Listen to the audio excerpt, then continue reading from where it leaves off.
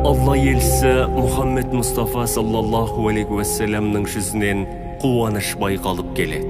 Бұны көрген сахабалар: «Уа Алланың елшісі, жүзіңізден қуаныш көріп тұрмыз» дейді. Сонда пайғамбар маған періште келіп: «Уа Мұхаммед, Раббың әмір етті. Үмметіңнен саған біреу салауат айтса, мен оған 10 салауат беремін.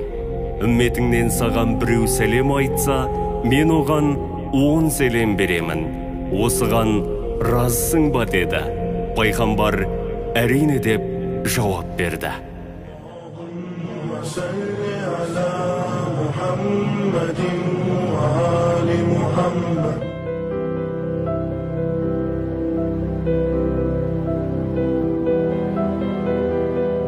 Менің атым Фатима. Әкем ардақты пайғамбарымыз Мұхаммед саллаллаху алейхи уассаламның сүйікті қызы Фатиманың құрметіне қойған. Ал бұл менің ағам Дін Мұхаммед. Ол Құран оқығанды өте қатты жақсы көреді. Бүкіл Құран сүрелерін жатқа біліп, қария тағына да қол жеткізген. Анам болса бізге тәтті тағамдар пісіріп, ұйықтар алдында ертегілердің орнына Алла елшісінің балалық шағын айтып бергенді ұнатады.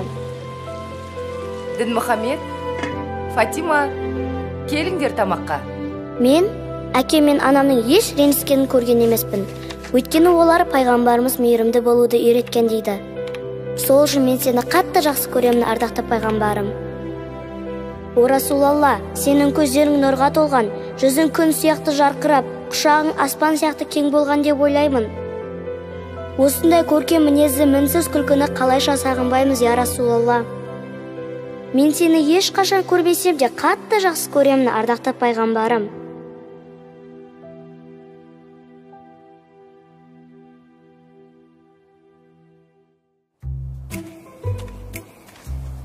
Ассаламағалейкум. Көрші? Уағалейкум ассалам. Қалайсың көршім? Жақсы. Свежий бір анекдот шықты. Қазір өзім шығарып айтып берейін ба? Айтып берші. Бір қоян жүгіріп келе жатыр. Шұңқырдан секіріп өтіп, анекдоттың бөлшін шығарып. Ай көршім, ай. Қалайсың, жақсың ба, аман есен? Шүкір жақсы.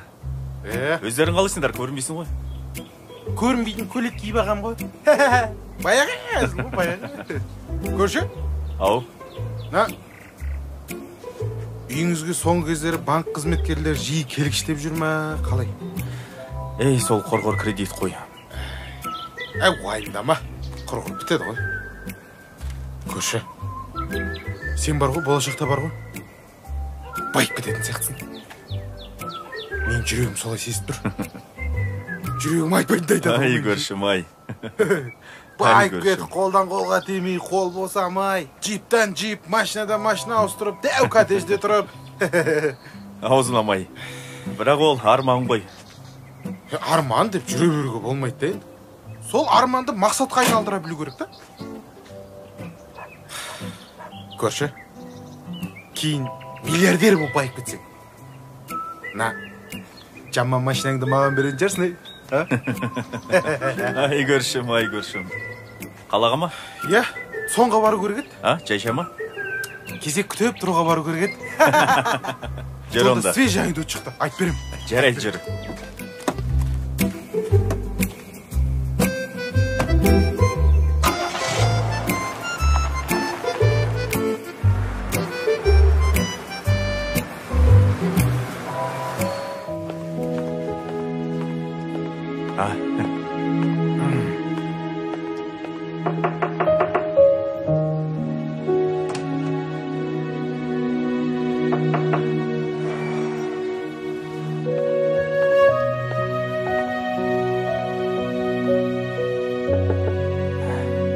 Ассалаумағалейкум.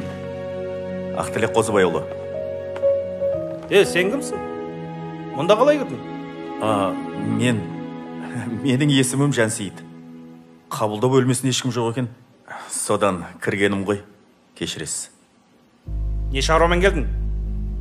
Мен бизнес жоспарын әзірлейтін экономист маман едім. Сіз басқарып отырған корпорацияның өсу динамикасын толығымен зерттеп, алгоритм жүйесі бойынша бір керемет жоспар әзірлеген едім. Ақтілек Қозыбайұлы, өтініш қолыңыз бос болса, қарап шықсаңыз. Сен сияқты мына экономист сымақтар күніге менің табалдырығым тоздырады. Менің корпорациям бір жүйеге қойылып қойған. Сенің мынандай арзан жобаң маған түкке де қажет жоқ. Бар енді боссын. Кешіресіз. Алло. Ерболат, неге осы даладағы қаңғыбастардың бәрін маған жібере бересің? Мен саған айттым емес пе ешкім жіберме деп?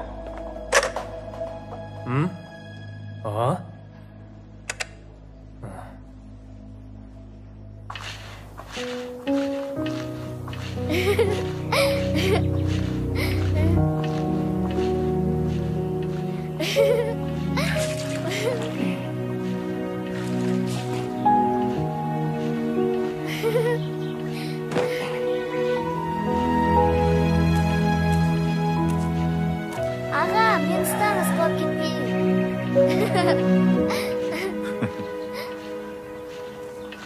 Құлап қалма, жақсылап. Балаларым, сендерге ардақты пайғамбарымыз Мұхаммед саллаллаху алейхи уассаламның бір қызықты хадисін айтып берейін бе? Әрине. Кетай, айтып беріңізші. Бір күні Алла елшісі, оған Алланың игілігімен сәлем болсын, адам денесінің 360 буынына күнде садақа беруді айтқан. Машалла. Сонда тыңдап отырған сахабалардың бірі: "Ва Расулулла, әрине садақа беруден қашпаймыз. Бірінші, екінші күні береміз, ал үшінші күні бар жиған тергендеріміз таусылады ғой" деген.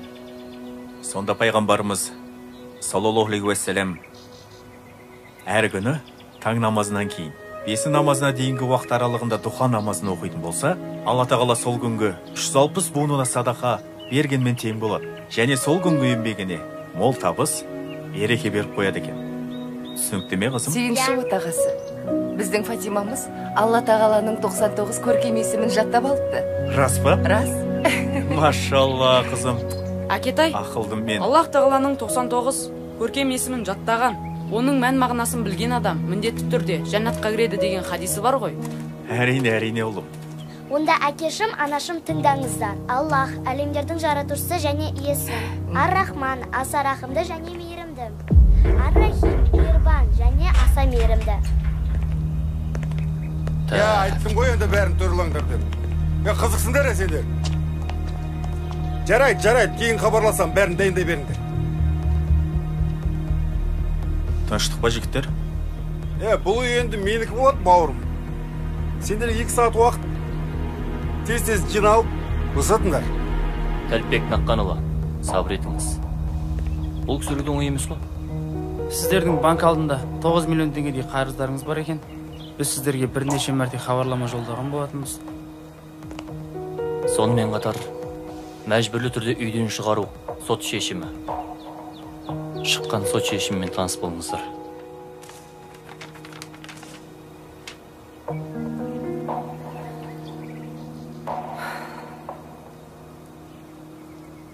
Бір апта уақыт беріңізші. Қайдағы бір аптаны айтып тұрсың? Тез босатыңдар. Жарайды. Ең құрғанда ертең кейін уақыт берейік. Жарайды, жақсы. Бірақ ертең мына жерді жермен жексен қылам. Босататын болыңдар. Мұның үстің қабатына такс букмекерский қылсам, астың қабаты сауна болады. Так, ар жағын көре жатармыз. Жарайды. Ертең босатып қоятын болыңдар. Алло. Қазір ғана сатып алған объекттен шығып келедір. Жетіп қалам, кейін айтам. Жарайды.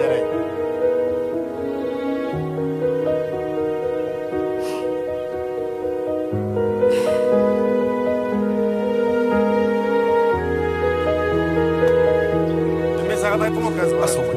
Ешек ақшаны салып жіберіңдер. Ойланбайсың ба, сол елдерік салмайсыңдар.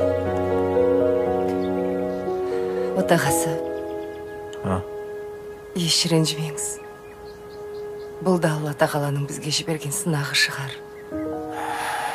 Жақсылықтың бәрі әлі алда. Анашым дұрыс айтады. Әрине, дұрыс айтасың. Қызым, сен неге жылап отырсың? Кетай, біз енді қайда барып паналаймыз? Жылама қызым. Жаным сол. Қызғалдағым мен. Жыламайы. Біздің панамыз ол Алла тағала. Алла тағала өз панасындағы пендесін ешқашан үйсіз, күйсіз қалдырмаған. пайғамбарымыз Мұхаммед, Алла тағаланың оған игілігі мен сәлемі болсын. Қызы Фатима ешқашан жылауық болмаған. Біздің де Фатимамыз жыламайды, е? Алла тағасы, пайғамбарымыз Мұхаммед, Алланың оған игілігі мен сәлемі болсын. Бір салауат айтқан адамға Алла тағала оған 10 салауат айтады. Бізде осы үйдегі соңғы түнімізді салауат айтумен өткізейік. Аллаға сансыз шүкір. Иман жүзі жарым мен, ұлым мен салихалы қызым бар. Шүкір.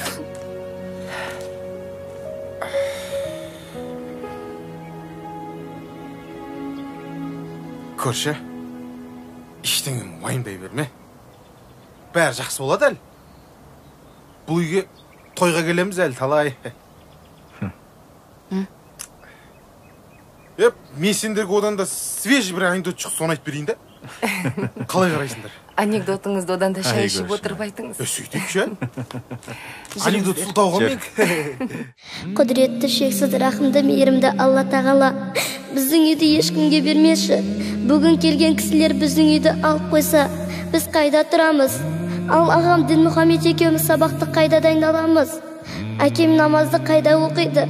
Анашым тамақты қайда пісіреді, рахымды Алла тағала? Сосын мені мектебімде сыныптастарым үйі жоқ деп мазақтайды ғой, Алла тағала. Жаратушым, егер сені ренжіткен болсам, кешірші мені. Біз сені және Хабиб болған ардақты пайғамбарымызды қатты жақсы көреміз. Білем, сен де бізді жақсы көресің, Аллахым.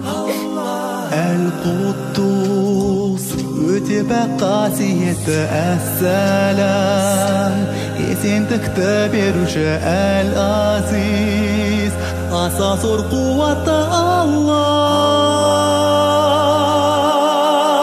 Я Аллах, сөнбейтін иман беруші, я Аллах, бізге үміт сыйлай көруші, я Аллах.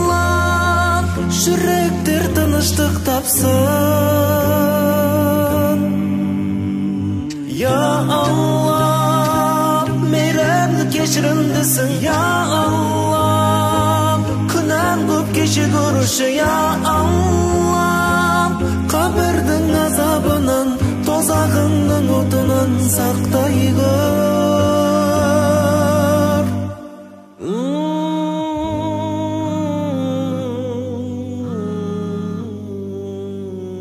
Да, тыңдап тұрмын. Сәлеметсіз бе? Бұл Жансейіт Жаңғазұлы ма? Сәлеметсіз бе, е? Мен? Сізді мазалап тұрған Арарат Групп корпорациясының төрағасының орынбасары Ерболат Төлегенұлы. Сіз өзіңіздің бизнес жобаңызды бізге ұсыныпсыз. Иә, ұсынған болатынмын. Сіздің бизнес жобаңызды біздің директорлар кеңесі бір ауыздан мақұлдап, оң қорытындысын берді. Рас айтасыз ба? Иә. Тез арада біздің кеңсемізге келіп кетсеңіз. Міндетті түрде барам. Иә, міндетті түрде барам. Жақсы. Фатима, Дін Мұхаммед.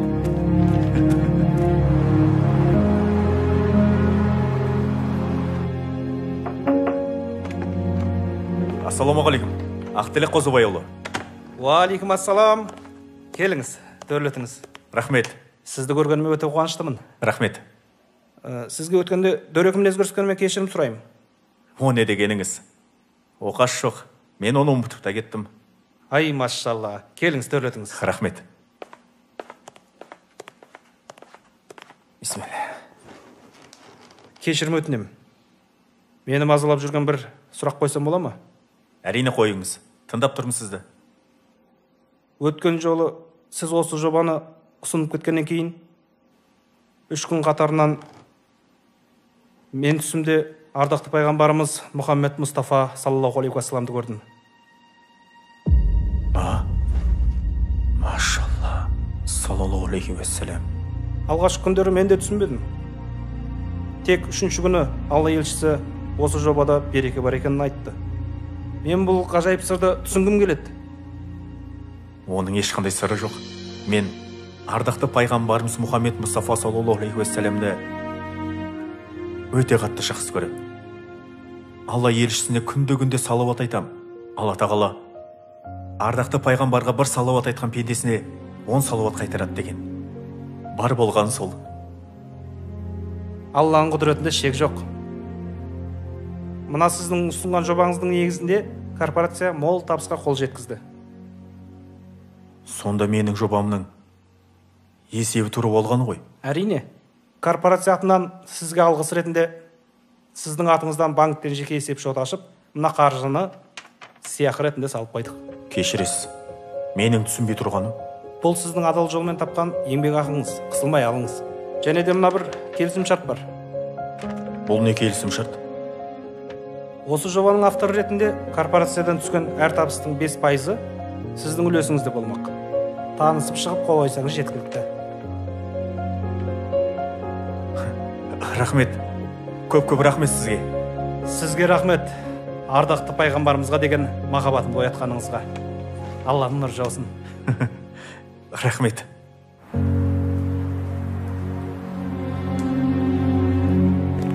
Ассалаумағалейкум, Жәке. Уағалейкум ассалам. Құтты болсын.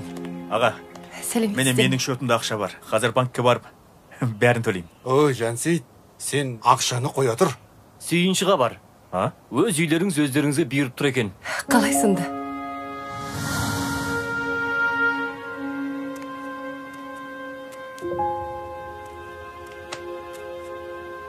Құлыным ау, шайын іштің бе? Қарның аш емес пе? Далаға шығып ойнап келесің бе?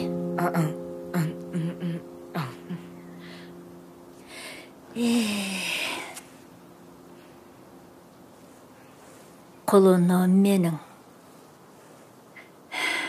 Енді сол бір кесапат жол апаты болмағанда сен де басқа балалар сияқты далада ойнап күліп жүрер едің.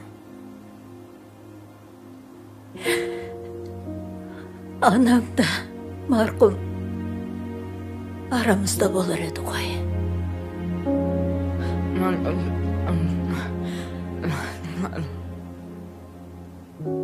Пайғамбарымыздың балалық жағын оқып берейін бе? Қазір құлыным, қазір. Тыңдай ғой.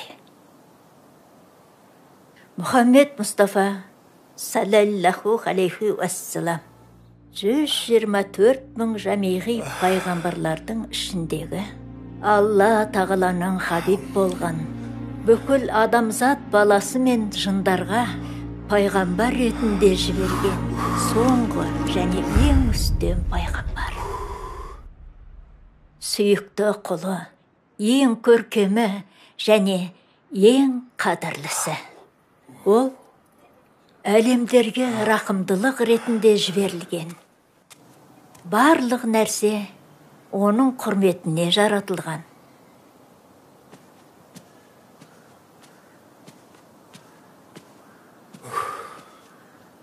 Ұйқыңнан шошынып ояндың ба? Түс көрдім, апа. Бұдымай, қандай түс көрдің айтсаңшы? Апа, түсімде пайғамбарымыз Мұхаммед саллаллаху алейхи уассаламды көрдім. Құдіреті күшті. Құдайым ау. Сенің кереметтігің шексіз ғой. Жақсы нәрсе ғой бұл. Балам, Алла еншісін түсінде көру әр мұсылманның арманы ғой. Құдіреті күшті. Алла тағала. Апа, пайғамбарымыз түсінде маған ренжулі жүзімен қарап, үмбетім, сен ол шаңыраққа тиіспе деп ренжісін білдірді. Балам, егер менің тілімді алсаң, сол үйдің қарызын түгел өтеп, ол үйді өздеріне қайтарып берсең қайтеді. Алла бұл жақсылығың үшін сені де жарылқайды ғой. Иә, апа.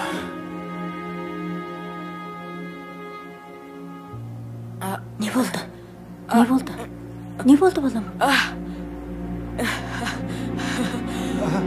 Апа. Не дедің? Әке. Я құлыным. Қайталап айтшы, құлыным. Айта қой.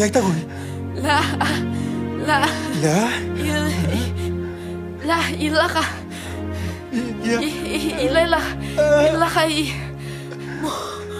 محمد رسول الله Құдіретті күшті Алла тағала. Сөйледі құлыным. Бұл үйге Алланың өзі шапағатын төгіп тұр екен. Енді бұл үйді қайтып тартып алмақпын сендерден, өздеріңе бұйырсын. Рас па? Рас, балам, рас. Апатай, Тәліпбек аға, сіздерге мың алғыс. Алла разы болсын. Рахмет сіздерге. Алланың нұр жаусын. Әмин. Әкетай, мына Құран кітапты бауырыма сыйға тартсам бола ма? Әрине балам, әрине балам. Жарайсың. Жансейіт балам. Я апа. Әйелің иман жүзді.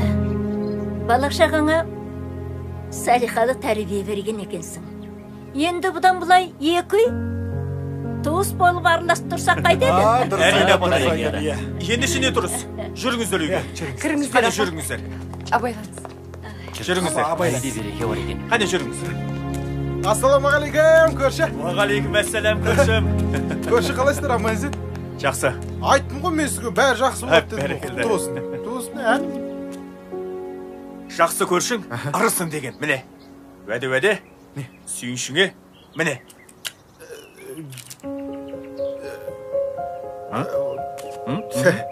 Әзілдеп тұрсын ғой, ә? Жоқ әзіл емес. Уәде. Қой, ұят болады. Жоқ, ал. Маған беріп тұрсын ба сонда? Әрине саған. Жуатын болсын. Рахмет. Жүр, шай ішейік. Кредит жоқ па? Жоқ, кредит жоқ. Сорайынды ұтайып берем кез. Мен сәрлем. Ой, жүрші. Үйде қонақтар бар. Шай ішеміз.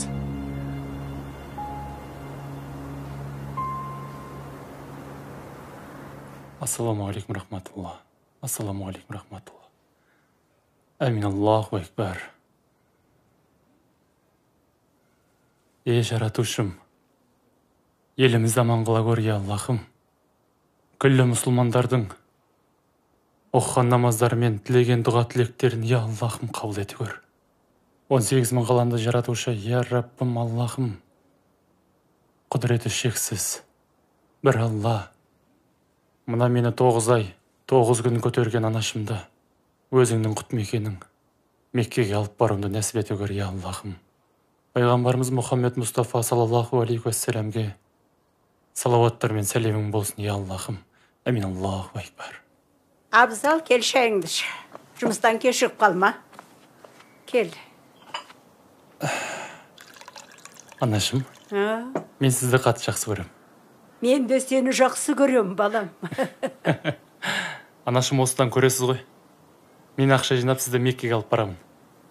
Құлыным-ау, сенің осы пейіліңе, ниетіңе Меккеге барып келгендей болып отырмын ғой. Сендей абзал ұл туғаныма Аллаға мың алғыс айтам. Жаным сол, кәне шайыңды іш, жұмыстан кешіп қалма. Айналай.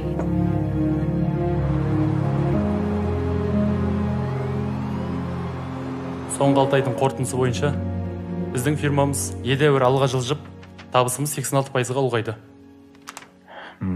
Жақсы. Толығырақ Ақерке орынбасар қызы мәлімдесін. Жарайды. Расында да өткен жылдың 6 аймен салыстырғанда фирмамыздың табыс көзі 86%-ды құрады. Сонымен қатар салықтық төлемдерді де дер кезінде өз уақытысымен төледік. Аппарат қызметкерлері мен завод жұмысшыларының айлық жалақылары және сыйақыларын кешіктірмей төлеп тұрдық. Және мекемеміздің ішкі, сыртқы қарыздары жоқ. Рахмет. Керемет. Рахмет. Ақерке орынбасар қызы. Абзал Сырымұлы мен тез арада комиссия құрып, осы түскен табыстың 50%-ын қайырымдылыққа жұмсайық.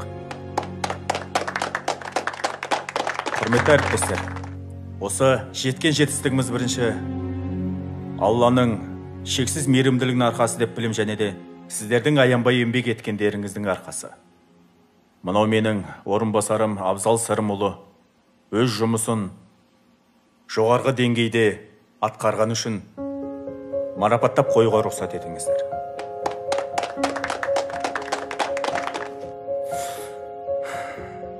Абзал Сырымұлы, фирманың атынан және де барша қызметкерлердің әріптестердің атынан сізді үлкен қажылыққа, жер жәннаты Меккеге жолдама беруге рұқсат етіңіз. Қабыл болсын. Жансейіт Жанғазылы, күтпеген жағдай болды ғой. Не айтарын білмей тұрмын. Рахмет сізге. Жансейіт Жанғазылы, бала кезден арманым бар еді. Өзімнің орныма Меккеге анамды жіберсем болады ма? Жарайсың, бауырым. Алла елшісі, оған Алланың игілігімен сәлем болсын. Жәннат аналардың аяғының астында деген. Ақырке орынбасар қызы. Я? Тез арада қажылық компаниясымен хабарласып, тағы бір жолдамаға тапсырыс беріңіз. Жарайды. Ал, Абзал бауырым, қабыл болсын. Рахмет сізге. Мейірімді, рахымды, жер мен көктің патшасы ұлы Аллах тағалаға шексіз мақтаулар және екі дүниенің сардары болған Мұхаммед Мұстафа саллаллаху алейхи уассаламға сансыз салауаттар болсын. Адамзаттың асылы, ардақтылардың ардақтысы, екі дүниенің сардары, пайғамбарлардың мөрі Хазіреті Мұхаммед Мұстафа саллаллаху алейхи уассаламға сағыныш. Міне осы фильмді сізге деген сағынышымызды бөлісу үшін түсірді. Я пайғамбар, осы фильмге сағыныш көзімен қарап отырған барша үмбетіңіз бір сәтке болса да сіздің мейіріміңіздің ұшқынын көруді арман етуде.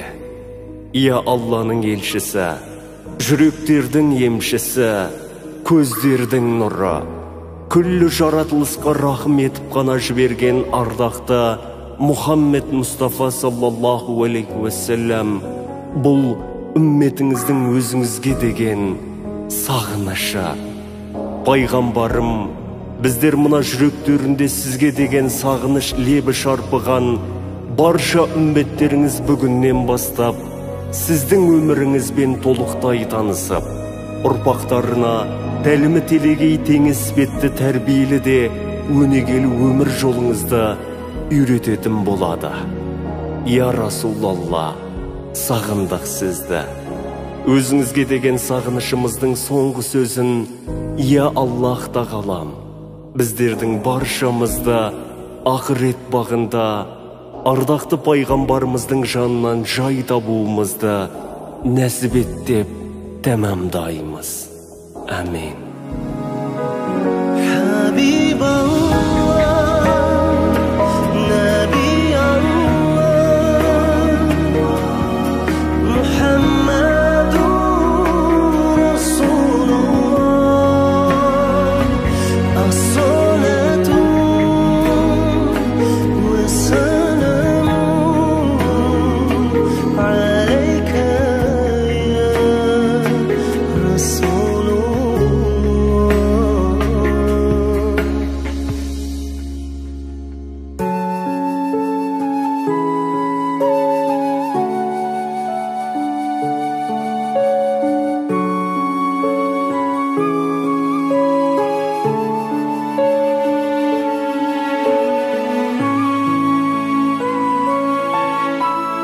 you.